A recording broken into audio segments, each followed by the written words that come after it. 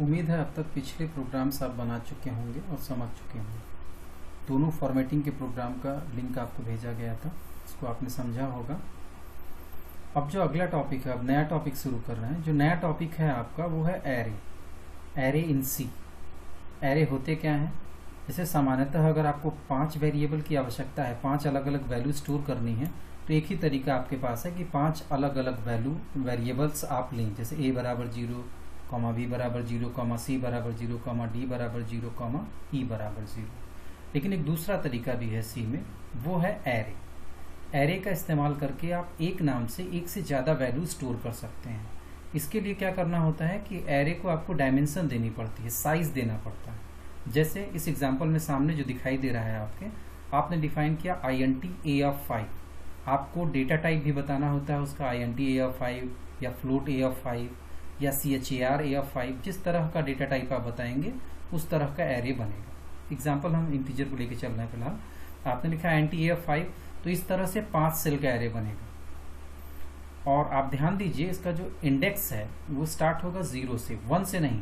पहली वैल्यू जो होगी वो 0 में होगी, तो उसकी अगली वैल्यू 1 में, फिर 2 में, 3 में, 4 में। इस तरह साइज -1 में आखिरी वैल्यू होगी एरे में। अब अगर आप एक से ज्यादा वैल्यूज को स्टोर करना चाहते हैं, जैसे एक एग्जांपल है 100 वैल्यूज आप स्टोर करना चाहते हैं, तो आपने कहा int डेटा और ब्रैकेट में आपने लिखा 100। ये साइज बताते हैं आप इसमें।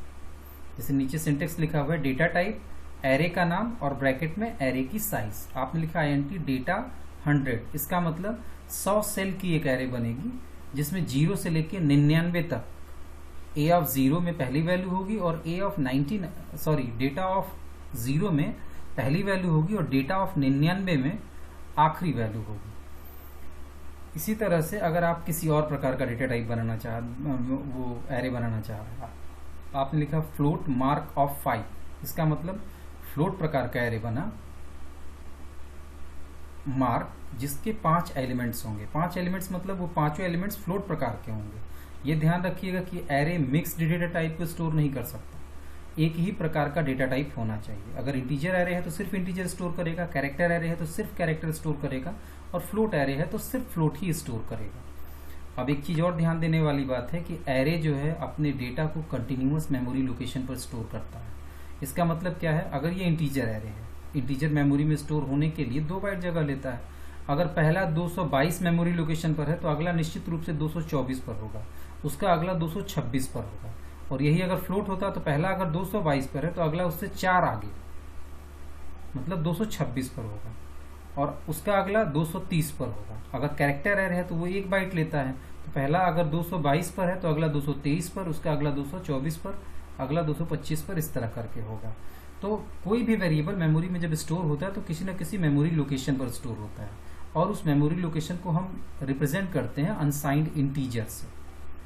तो ये आगे जब पॉइंटर्स पढ़ेंगे तब ये ज्यादा क्लियर होगा। तो इसके बाद ये ध्यान रखिएगा कि एरे एलिमेंट्स को जब आपको एक्सेस करना होगा, जैसे मार्क्स ऑफ 100 या मार्क्स ऑफ 5 आपने डिफाइन किया, अब आप चाहते हैं कि फर्स्ट एलिमेंट को हम एक्सेस करें, तो आप लिखेंगे मार्क ऑफ 0, सेकेंड के लिए मार्क ऑफ 1, थर्ड के लिए मार्क ऑफ 2, फोर्थ के लिए मार्क ऑफ 3 और 5 के लिए मार्क ऑफ 4। मार्क ऑफ 5 में कोई वैल्यू नहीं होगी। पहले से बताया हमने कि साइज -1 पर लास्ट वैल्यू होगी और 0 से स्टार्ट होगा इसका इंडेक्स। सी में इसका इंडेक्स 0 से स्टार्ट होता है। जैसे देखिए, ये कुछ बातें हैं जो आपको याद रखनी है। जैसे array have 0 as the first index not 1, मतलब क्या है? एरे का जो फर्स्ट सेल की वैल्यू होती है, फर्स्ट सेल का इंडेक्स होता है, वो 0 होता है, 1 नहीं होता, 1 से स्टार्ट नहीं होगा वो। इसीलिए इस एग्जाम्पल में, ऊपर वाले एग्जाम्पल में, पहले सेल का एड्रेस, पहले सेल वैल्यू जहां स्टोर करेगा उसका नाम है मार्क ऑफ 0। इसी तरह से लास्ट एलिमेंट जो होगा वो एरे की साइज पर नहीं होगा। जैसे cell A of mark of 5 आपने डिफाइन किया, तो मार्क ऑफ 5 में कोई वैल्यू नहीं होगी। मार्क ऑफ 5 -1 मतलब n-1, मार्क ऑफ 4 में लास्ट वैल्यू होगी। इसी तरह से ये एग्जाम्पल बताया गया है वही मेमोरी वाला, कि अगर पहला एलिमेंट 220 पर है, 2120 पर है, तो उसका अगला 2124 पर होगा और उसका अगला 2128 पर होगा। ऐसा क्यों? क्योंकि फ्लोट मेमोरी में स्टोर होने के लिए 4 बाइट जगह लेता है। अब एरे को इनिशियलाइज करने के कई तरीके हैं। जैसे आप लिख सकते हैं int mark of 5 equals to starting brace और वो 5 वैल्यूज लिख दी हैं आपने। तो ये पांचों वैल्यू ए मार्क ऑफ 0 में 19 आएगा, मार्क ऑफ 1 में 10 आएगा, मार्क ऑफ 2 में 8 आएगा, मार्क ऑफ 3 में 17 आएगा, मार्क ऑफ 4 में 9 आएगा। या तो आप चाहे तो बिना साइज दिए हुए भी वैल्यू दे सकते हैं। अगर दे देंगे, अगर 5 वैल्यू दी है आपने, इसका मतलब 5 सेल का ये एरे बनेगा। एक चीज और ऑब्जेक्टिव के लिए ध्यान देने वाली चीज है कि अगर यहाँ आपने लिखा INT मार्क ऑफ 5 और यहाँ 7 एलिमेंट लिख दिए तो ये कोई एरर डिस्प्ले नहीं करेगा। ये प्रारंभिक 5 संख्याओं को ले लेगा, बाकी को छोड़ देगा। ये एरर नहीं है सी में, इसको ध्यान रखिएगा, ऑब्जेक्टिव में ये पूछता है। ठीक है। अब इसी तरह से अगर आप चाहते हैं, जैसे आपने ये लिखा INT mark of 5 equals to 19, 10, 8, 79, तो 17 और 9, तो इस तरह से वो मार्क नाम के एरे में आएगा। मार्क ऑफ 0 में 19, मार्क ऑफ 1 में 10, मार्क ऑफ 2 में 8, मार्क ऑफ 3 में 17, मार्क ऑफ 4 में 9। और अगर वैल्यू चेंज करनी हो, जैसे मान लीजिए ये मार्क उसमें है एरे में और आप चाहते हैं मार्क ऑफ 2 में, मार्क ऑफ 2 मतलब क्या, 0, 1, 2, 8 है वहां पर आप चाहते हैं -1 डालना, तो इस तरह से लिख सकते हैं मार्क ऑफ 2 इक्वल्स टू -1। तो यहाँ पर 8 की जगह पर -1 आ जाएगा। इसी तरह से अगर आपने लिखा मार्क ऑफ 4 इक्वल्स टू 0, तो मार्क ऑफ 4 कौन सा होगा, 0, 1, 2, 3, 4, 9 है। 9 की जगह पर आप 0 रखना चाहते हैं तो आप इस तरह से लिख सकते हैं मार्क ऑफ 4 इक्वल्स टू 4। तो ये चौथे स्थान पर, 5वें स्थान पर असल में चौथा इंडेक्स की वैल्यू होगी, वहां पर 9 की जगह पर 0 चला जाएगा। इसी तरह से अगर वैल्यूज इनपुट करानी है आपको, तो आप डायरेक्ट ऐसे लिख सकते हैं, जैसे नॉर्मल वेरिएबल को लिखते थे उसी तरह से यहाँ पर लिखा आपने scanf %d m% mark of 2। तो मार्क ऑफ 2 मतलब 0, 1, 2, ये 8 की जगह पर जो बाहर से आप नंबर इनपुट करेंगे वो इनपुट हो जाएगा। इसी तरह से इंडिविजुअल एलिमेंट्स को अगर प्रिंट करना है तो आप इंडेक्स वैल्यू को दे करके डायरेक्ट प्रिंट करा सकते हैं। जैसे आपने लिखा printf %d मार्क ऑफ 0, तो मार्क ऑफ 0 अगर आप प्रिंट करवाएंगे तो क्या प्रिंट होगा, 19। सामने देखिए यहाँ पर 19 ये प्रिंट होगा मार्क ऑफ 0 में। अगर आपने कहा printf %d मार्क ऑफ 2, तो ये क्या प्रिंट होगा, 0, 1, 2, 8 प्रिंट होगा आपकी स्क्रीन पर, क्योंकि मार्क ऑफ 2 में 8 है। अब इसी एरे का एक छोटा सा प्रोग्राम देख लीजिए। जैसे ये है, आपने कहा INT A of 5, 5 सेल का एक एलिमेंट, 5 एलिमेंट का एक एरे बन गया। फिर आपने कहा I of 0, CLRSCR, जैसे वो हमने मार्क ऑफ 5 किया था ना, उसी की जगह पर हमने A of 5 ले लिया, I बराबर 0। CLRSCR फॉर I बराबर 0, I is less than 5, I plus. ये एक लूप चलाया है हमने ताकि 0 से लेके 4 तक ये लूप चलता रहे। और जब I बराबर 0 किया आपने, I कहा I इज लेस देन 5, जब तक 5 से छोटा है तब तक ये इनपुट करेगा। आपने कहा scanf %d m% A of I, तो I की वैल्यू इस समय क्या है, I की वैल्यू क्या है इस समय, I की वैल्यू है 0।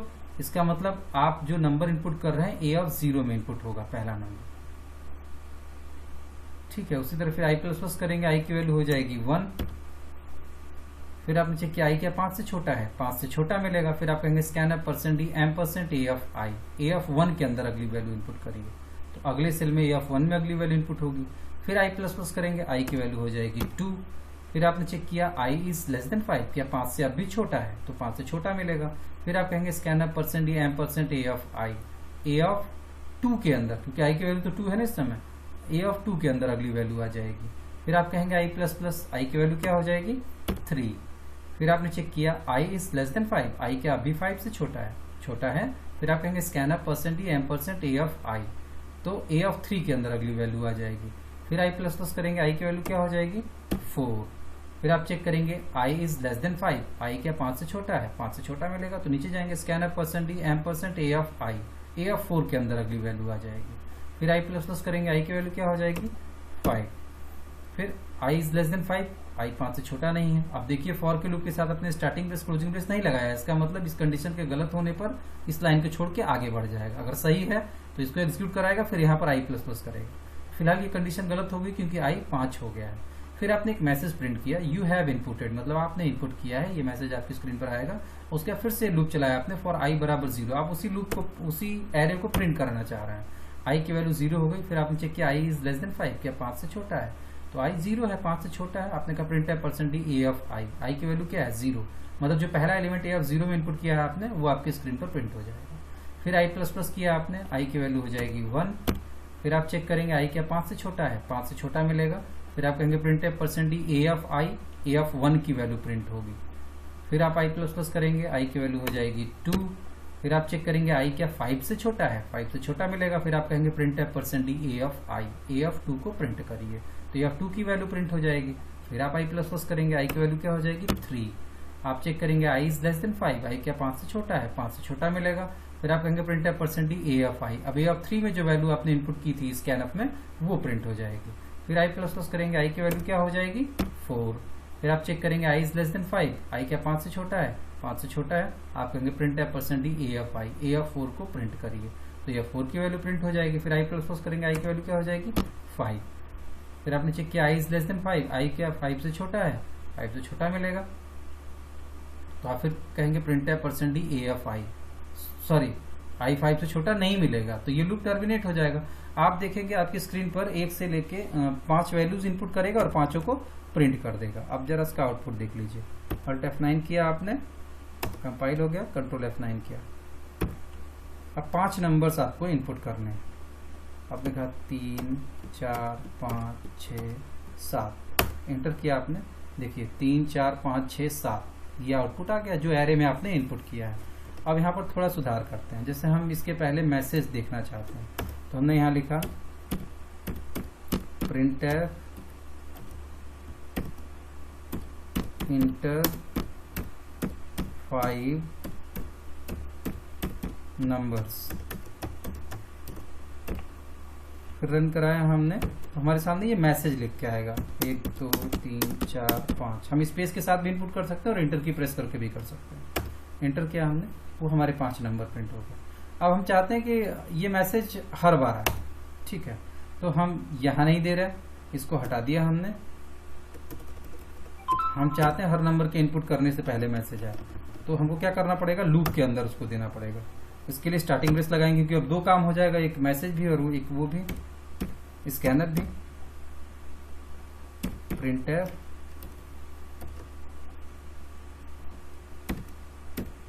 इंटर नंबर, चलिए ये मैसेज लिख दिया हमने। अब ये ब्रेस यहाँ पर बंद करेंगे, क्योंकि इस फॉर के इस कंडीशन के सही होने पर ये दोनों काम बार बार होंगे।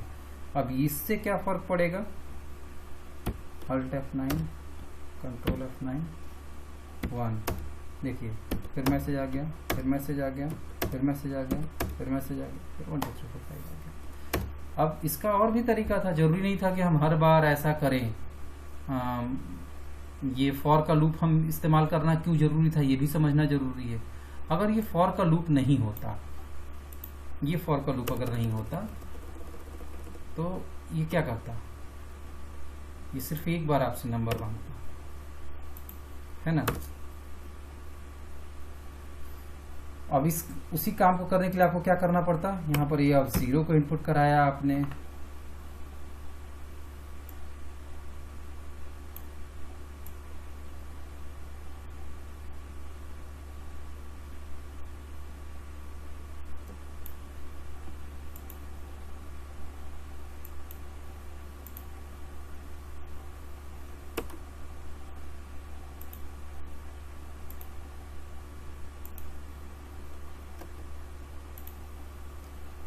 पांच बार सेम लाइनें आपको लिखनी पड़ती।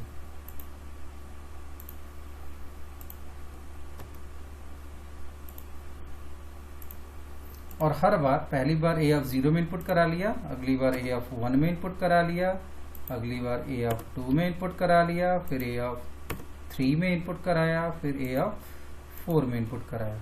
जब 5 सेल का एरे है तो 0 1 2 3 4 यही 4 सेल बनेंगी ना। तो इसके बाद अगर आपको ये करना है तो भी ये भी काम करेगा, वैसे ही काम करेगा जैसे वो काम कर रहा था।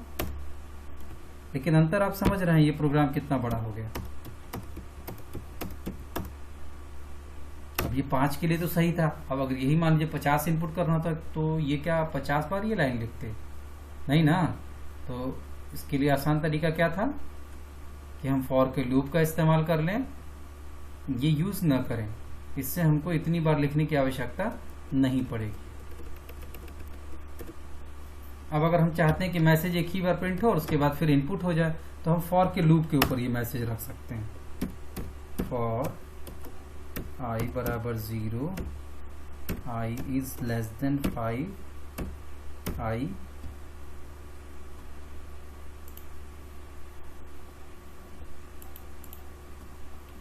Plus plus,